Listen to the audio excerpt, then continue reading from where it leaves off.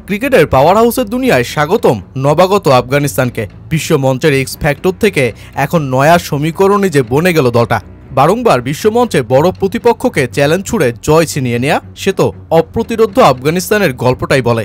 ইংল্যান্ডের বিপক্ষে শ্বাসরুদ্ধকর ম্যাচেও ফলাফল নিজেদের করে নেয়া রশিদ নবীরা একটা বড় শিক্ষাই দিয়ে রাখল বাংলাদেশকে। তুলে ধরল টাইগার ক্রিকেটের সবচেয়ে বড় দুর্বলতা, ঠিক যেটা রপ্ত করে ফেলেছে ওরাও।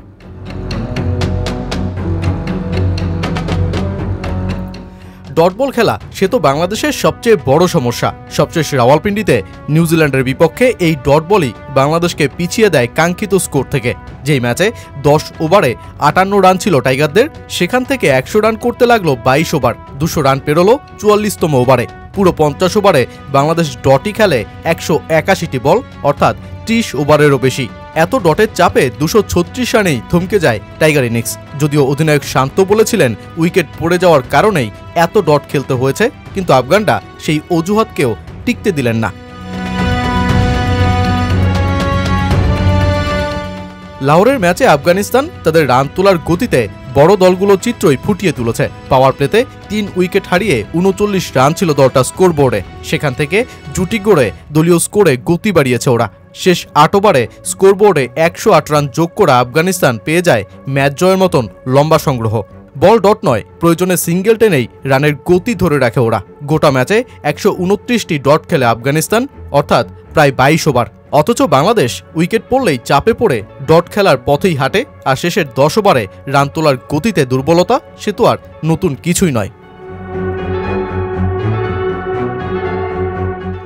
আফগানিস্তান বাংলাদেশকে শিক্ষা দিল আরও এক জায়গায়। আসলে 22 গজে ভালো করতে হলে চাই স্কিল আর ডেডিকেশন। দীর্ঘ প্রায় 1 বছর ধরে ওয়ানডের মঞ্চেই নামেননি ইব্রাহিম জাদরান। চ্যাম্পিয়ন্স ট্রফির মঞ্চেই 7 মাস পর নেমেছেন আন্তর্জাতিক ম্যাচে।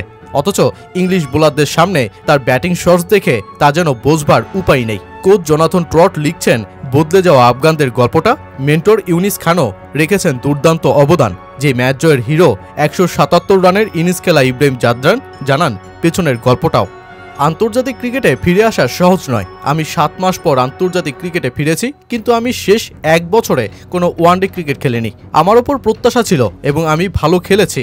আমি নিজেকে চাপের মধ্যে রেখেছিলাম এবং এই ইনিংসটা উপভোগ করেছি। ইউনিস খান আমাদের সঙ্গে তার অভিজ্ঞতা ভাগ করে নিচ্ছেন। তিনি পাকিস্তানে অনেক ক্রিকেট খেলেছেন। প্রথম ম্যাচে আমি রান পাইনি। তিনি গত কয়েক বছর ধরে জোনাথন ট্রটের সঙ্গেও কাজ করেছেন। তিনি আমাকে বলেছিলেন যে তুমি ভালো খেলছো, তোমার বড় ইনিংস খেলা দরকার। যখনই 40-এর ঘর পেরোবে তখন 60 কিংবা 70 পর্যন্ত যাওয়ার চেষ্টা করবে, এরপর তুমি আর মিস করবে না।